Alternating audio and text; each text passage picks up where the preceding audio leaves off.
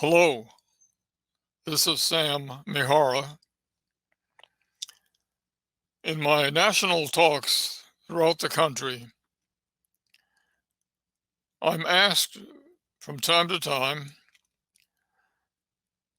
how do I compare my experience being in a World War II prison camp to the camps of today for immigrant families?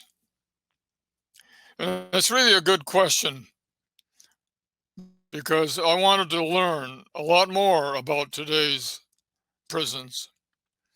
So what I did, like I do on many of the new projects I work, I want to get the truth. I want to find out really what's going on. So I went and visited many of these prisons in this country for immigrant families. And I found out some very interesting and startling results. I'm going to talk about that today. So let's begin. I call the talk a comparison of World War II camps versus today's camps for immigrant families. This is my family. A photo was taken around 1941, just prior to Pearl Harbor. And that's me in the foreground with the folded arms. I call it a defiant brat. My brother next to me, my father behind me, my mother standing to the right. Grandpa and Grandma Mihara are seated. My parents and grandparents were the immigrants. They came from Western Japan looking for a better life. And my father was very well educated in Japan. I went to Waseda University where he majored in English. And so he came to the country in San Francisco and got a job working for a bilingual newspaper. And his job was in the English section, writing articles of interest to people who are readers of that newspaper.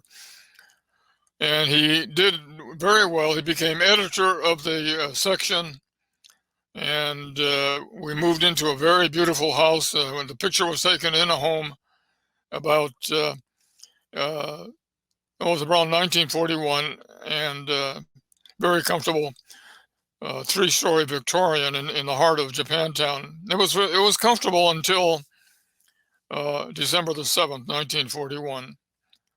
Then we started seeing the hate that existed at that time. This is a typical political cartoon showing an Asian soldier with a bloodied knife and a Nazi German soldier with his weapon. And they're encroaching upon the continental U.S. with a caption, "Our homes are in danger." And that implies that it's the people of Japanese and German ancestry living in the country, and they're the ones who are the danger. And I remember this billboard, a huge billboard, half a block from my house, with the phrase "bye bye" and the J word. I mean, how would you like it if a billboard went up close to your house with the phrase "bye bye," whatever your racial or religious or other group is? That'd be awful. But that's what happened in 1942. So when President Roosevelt signed the Executive Order 9066, he made a decision that he will give the authority to remove people. That authority being given to the local military leaders. And that order does not state Japanese or anyone else. It simply says the authority. And here's a map of the 5 major districts and the 5 leaders of the country. Outside of the western states, all of the other 4 leaders, Eastern Defense, Central, Southern, and the Pacific, all of them decided not to remove families for various reasons. One reason being some of the industry complained. They said, don't remove my workers.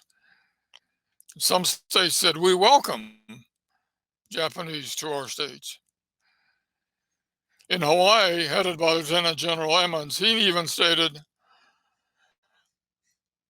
that it is unconstitutional, and I'm not going to take advantage of that order. And so he did not. However, General DeWitt on the western section exercised that ability to remove people, and he picked only Japanese people. It turns out General DeWitt had a background of hate.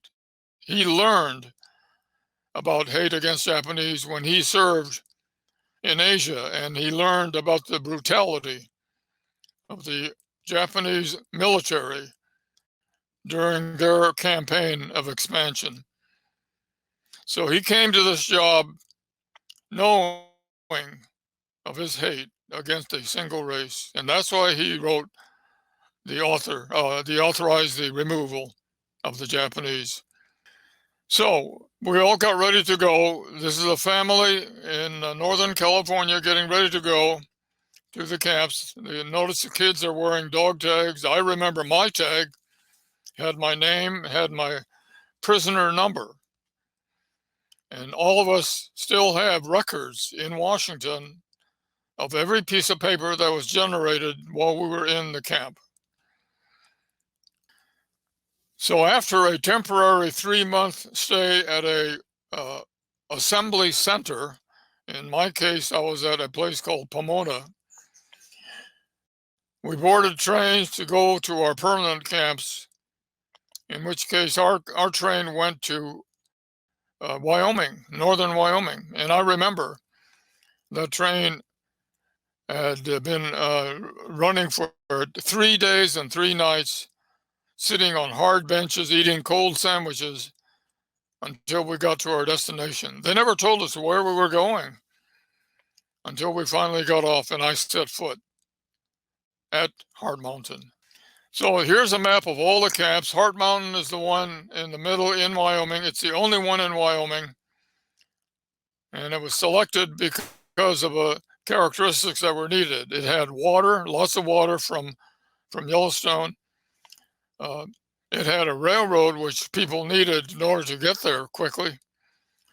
And the property was owned by the government, so it made for its use as a camp very quick.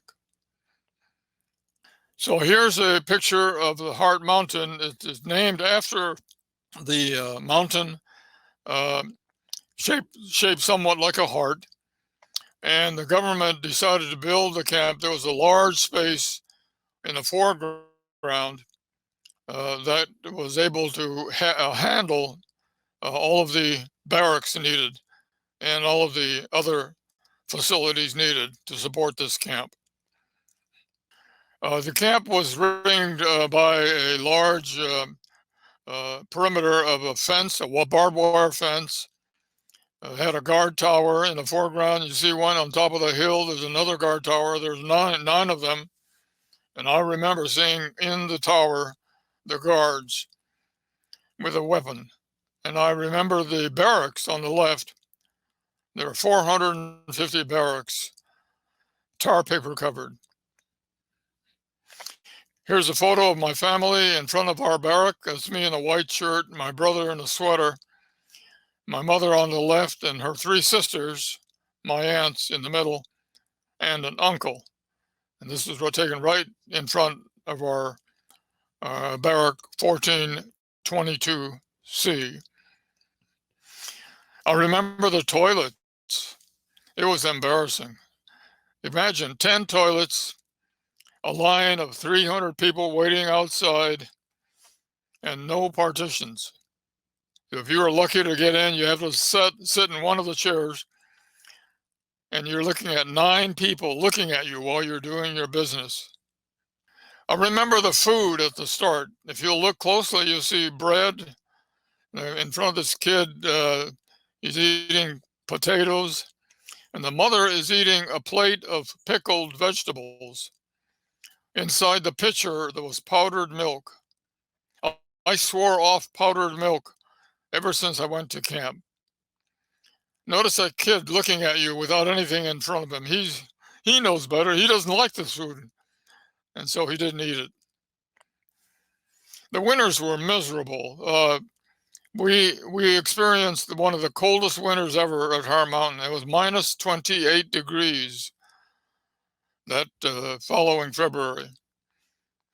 And the inhumane situation was they sent us there not telling us where we were going. So we wore California clothing like I'm wearing right now, not knowing that we were going to face such cold winter temperatures. I never saw ice or snow in my life until I got to Heart Mountain. Some of the worst problems we had was health at Heart Mountain. My father went blind, and the main reason was he had glaucoma before camp, and he was being treated in San Francisco by a specialist. Because in those days, there was no medicine like they have today for treating glaucoma. But once in camp, General DeWitt would not let him go back to see his specialist.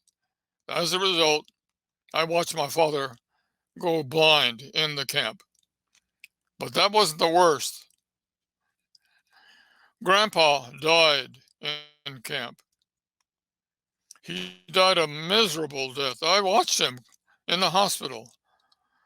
Within 3 months, he was down to skin and bones. He looked like a Holocaust survivor.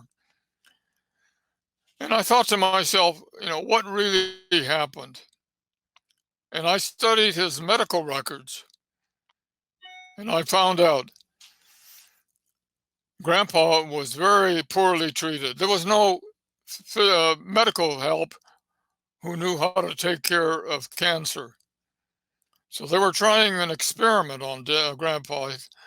They starved him. They denied him food. I remember Grandpa asked for food. Worst of all, they were treating him with a laxative to keep his system clean. So it's no wonder, such maltreatment resulted in his rapid death. Finally, thanks to an attorney by the name of James Purcell, a white attorney who came to the rescue during the war, he decided to help. And he located another prisoner, a lady by the name of Mitsuo Endo. And he filed a lawsuit against the government saying, you cannot detain and hold for a long time a perfectly loyal citizen. And Mitsuo Endo was held for 3 years. And as a result, that case went to the Supreme Court. They decided you must let her go. 9-0, it was unanimous. At the same time, the government decided let everyone who was considered loyal to this country, let them go home. And that's why we boarded the trains to go back home the way we came. And they closed the camp. All 450 barracks were sold for $1 apiece. And the land was cleared in order to make room for farms. So when I'm asked the question in my talks, why did these prison camps exist? And here's the reasons. First, there was racial prejudice because a lot of hate existed before the war, but once December 7th came, it rapidly went up in the form of the media. There was hysteria because of these political ads and because of these posters and billboards. And the people in our home area would get all excited and want us to move. There was greed. Some of the farmers in the West Coast were told to support removal of Japanese farmers because it would be good for business. And most important, some of the leaders at that time failed to honor the Constitution. So when you have this combination of all four, you'll find there's a likelihood that another group, another race, another religious group, whatever, will be subject to the same injustice. So I conclude, never again to anyone. It could happen to your friends, it could happen to your relatives, it could happen to your family. Never should it happen again. So the question is raised from time to time, can it happen again? For example, there was a ban on Muslims traveling to this country. Clearly a case of injustice. Proposed incarceration of the gay lesbian community was proposed by several church leaders. But most important, there was incarceration of today's undocumented immigrants. That has mass incarceration of immigrant families. So these are cases where mass injustice can happen again. So I went and did a research on what's going on in today's detention facilities. And like I do on many of the projects, I like to get firsthand information to back up what I've learned through reading. And I went to several of today's prisons. On this map, you'll see the locations where they hold today many of the approximately 100,000 immigrants that are here. I went to 3 in California. I went to 1 in Arizona. I went to 2 in Texas. I went to 1 in Florida for children. I went to 1 in Pennsylvania for mothers with children. And I learned quite a bit by interviewing several of the immigrants and also talking to the attorneys who are trying to help them to achieve asylum. What the government has done is to take the immigrants as they arrive at the border. And by the way, they do arrive legally. Any immigrant can come into a border station and ask for asylum. And that's a right that we give to any refugee. And if they fail to pass asylum, of course, they're sent back to the home country. But that's the policy that's existed for a number of years. So these immigrants are held at the border in cages, all confined to these very compact quarters near the border. These families are sleeping on floors, wearing mylar blankets, and very difficult, condensed environment. I went to this prison in Eloy, Arizona. This is located between Phoenix and Tucson. And it is a high security prison. What you're looking at is a double fence system. The inner fence on the left has electrified high voltage wires spread about 18 inches apart from the ground all the way up to the top. And at the very top, there's a coil of this wire, and it is the wire has stainless steel razor blades welded onto the wire. On the right side is the outer fence, which has many of these coiled wires, and then at the top another ring of coiled wires. That's the deterrent, the modern technology used at high security facilities for regular prisoners. I went to Dilley, Texas. So this is the facility that holds mothers with children. And I found outside there's a high technology, a tall fence with cameras. There's a double entry system for security. On the inside, there's also a high degree of security. There are kids who are escorted every movement they take inside the facility. They march with guards to mess halls. They march with guards to schools, constantly under watch to prevent escape. The rooms that they live in look like this. It's a cell with a locked door. There are 6 beds, or bunk style, and there are facilities for passing the time, entertainment, a television.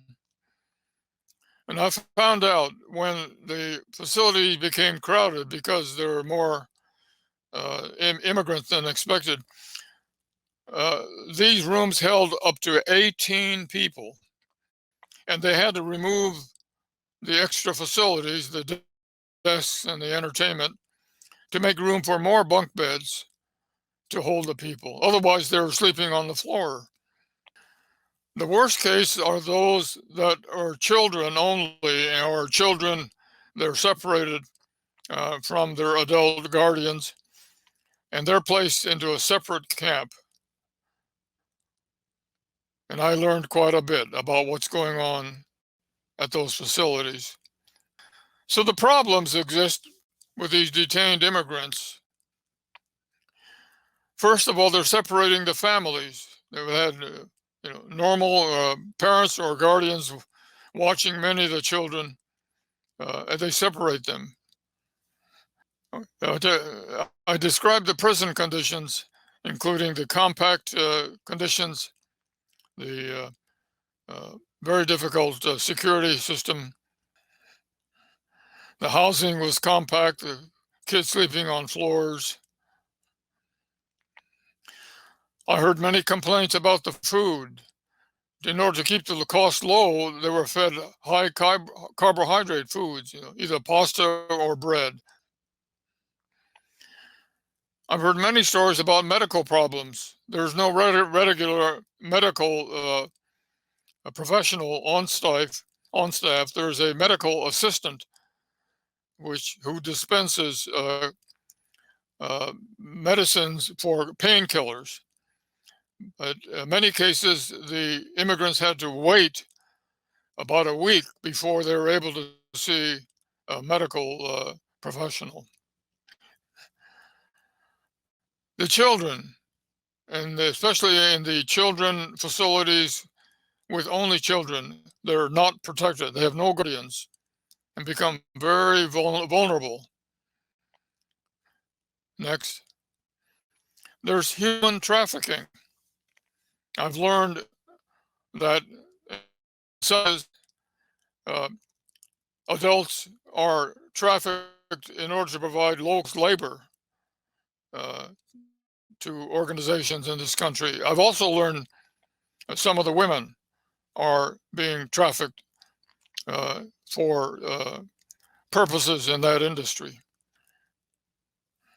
And most important, there is unequal asylum. And by that, I mean some states have a difficult asylum policy.